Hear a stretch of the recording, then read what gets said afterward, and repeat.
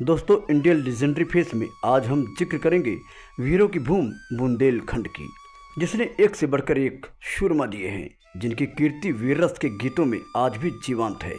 इनमें से एक हैं विंध्यावासिनी मां शारदा भवानी के महाभक्त आला उदल और उनके वीर यदुवंशी योद्धा भाई मलखान, जिनका जन्म उत्तर प्रदेश के बुंदेलखंड सूबा के महोबा जिले में हुआ था। इनके बारे में कहावत है कि इनसे तलवारें भी हार गई थीं। युद्ध में पीछे न हटना इनके फितरत में शामिल था। इन्हें मरना मंजूर था, मगर झुकना कदाप मंजूर नहीं था, जिसका मिसाल मलखान की मौत है। इनसे सामने से लड़कर जीतना जब पृथ्वीराज चौहान के सेनापति वीर चौड़ा सिंह को असंभव लगा और मलखान की वीरता से घबराने लगा, तो उसने पीठ पीछे से कई घातक वार मलखान पर किया। दोस्तों, मलखान के बारे में बताया जाता है कि वो आला उदल के चचेरे भ्राता थे। मलखान आला उदल की ही भांति जंगबाज थे। दोस्तों, बात उन दिनों की है जब क्षत्रियों में सत्ता मजबूत करने के लिए आपसी जंग हुआ करती थी। दिल्ली के चौहान राजपूत बुंदेलखंड के क्षत्रिय अहिरों और चंदेलों से विशेष तौर पर द्वेष रखते थे, जिसके कारण इनसे कई बार आपसी युद्ध हुए। इस द्वेष की आग में घी का काम तब हुआ जब महोबा के वीर मलखान सिंह ने अपने अहिर भाइयों के संग मिलकर चौहान सेना को परास्त कर दिया। पृथ्वीराज की बेटी बेला का विवाह चंदेल राजकुमार ब्रह्मा से करवा दिया था। इस घटना के पश्चात से चौहानों को अहिर और चंदेल आंख में खटकने लगे थे। जैसा कि हम जानते हैं कि आला उदल और मलखान ने पृथ्वीराज चौहान को उनकी सेना समेत 52 बार बुरी तरह से परास्त किया था। इन्हीं युद्धों में से 3 युद्ध पश्चिमी यूपी के संभल तीर्थ पर हुए थे, जिनमें महोबा का प्रतिनिधित्व वीर मलखान सिंह ने किया था। उधर महोबा के अहिर बंधुओं और चंदेलों से पराजित होने के कारण पृथ्वीराज चौहान बुरी तरह से तिल मिलाए हुए थे। कहा जाता है कि अहिरों और चंदेलों से एक बार फिर युद्ध करने हेतु पृथ्वीराज चौहान ने उन्हें उकसाया। उन्होंने संभल के शक्तिपीठ मंदिर में दर्शन करने वाले श्रद्धालुओं पर भारी कर लगा दिया। पृथ्वीराज चौहान जानते थे कि महोबा के आला उदल मलखान आदि अहिर बंधु माँ जगदम्बा के अनन्य भक्त थे, इसलिए उन्होंने संभल के शक्तिपीठ पर दर्शन हेतु भारी कर लगाया, ताकि जब इसकी सूचना महोबा वालों को लगे तो वे उनसे फिर दो हाथ करें। आखिरकार पृथ्वीराज ने जैसा सोचा वैसा ही हुआ। जब इसकी सूचना आला को लगी तो वो क्रोधित हो उठे। मलखान ने बड़े भाई आला को आश्वासन देते हुए कहा कि हे भ्राता, आप क्रोधित ना हो, ये चौहान तो असंख्य बार हमारे हाथों पराजित हुए हैं और लगता है एक बार फिर ये पराजित होना चाहते हैं। आप चिंता ना करें तथा इस बार सेना के साथ कुछ अकेले हमें करने दें, ताकि दिल्ली बैठे पृथ्वीराज को भी पता चले कि महोबा वालों ने चूड़ियाँ नहीं पहनी है। माँ शारदा और बड़े भाई का आशीर्वाद लेकर मलखान सिंह हथियार बंद हो सेना लेकर संभल पहुंच गए। उन्हें भी वहां मौजूद पहरेदार माँ के दर्शन से पहले कर देने को कहते हैं।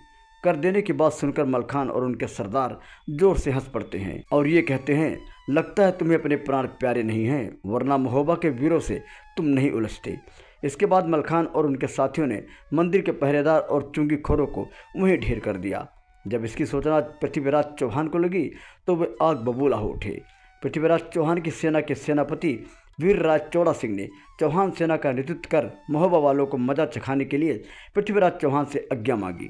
पृथ्वीराज चौहान वीर चौड़ा सिंह को बहुत मानते थे। कहा जाता है कि चौड़ा सिंह एक क्षत्रिय अहिर सरदार का पुत्र था, जो समय से पूर्व यानी शादी से पूर्व जन्मा था। इसलिए उस अहिर सरदार ने चौड़ा सिंह को नदी में बहा दिया था और पृथ्वीराज चौहान ने ही उस बालक को अपने पुत्र की तरह पाला था। आखिरकार दिल्ली की चौहान सेना भारी तादाद में युद्ध के लिए मलखान के सामने पहुंच गई।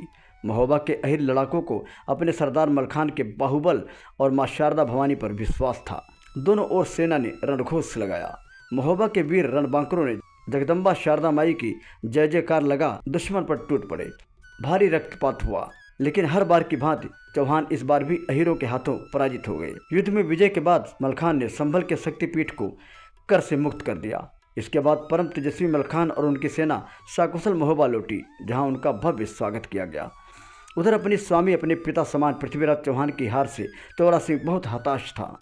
उसने माँ भवानी की कसम खाई थी कि जब तक मलखान को मारेगा नहीं तब तक माता के मंदिर नहीं आएगा। ऐसा ही हुआ।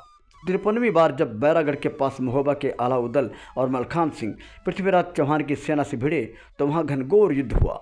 इस युद्ध में मलखान आदि भाई पृथ्वीराज के दत्तक पुत्र और सेनापति चौड़ा सिंह अहिर की तलवार के भेंट चढ़ जाते हैं। मलखान की मौत देख आला का क्रोध 7वें आसमान पर चला जाता है। आला गुस्साए शेर की भांति चौड़ा सिंह की तरफ बढ़ते हैं। सामने जो भी आता है मौत के मुंह में चला जाता है। सेना में भगदड़ मच जाती है और तभी चौड़ा सिंह के पास पहुंचकर वीर आल्हा उसका सर धड़ से अलग कर देते हैं। चौड़ा सिंह की मौत के बाद भी आल्हा का कदम रुकता नहीं। वो भारी रक्तपात करते हुए पृथ्वीराज चौहान के सामने पहुंच जाते हैं। इससे पहले वो पृथ्वीराज पर कहर बनकर टूटते कुलगुरु के हस्तक्षेप करने के कारण आल्हा पृथ्वीराज चौहान को जीवन दान दे देते हैं। तत्पश्चात आल्हा के कुलगुरु आल्हा को तलवार न उठाने की प्रतिज्ञा में बांध देते हैं। तत्पश्चात युद्ध से खिन्न होकर आल्हा मंदिर पर सांग चढ़ाकर तलवार की नोक टेढ़ी कर वैराग्य धारण कर लेते हैं।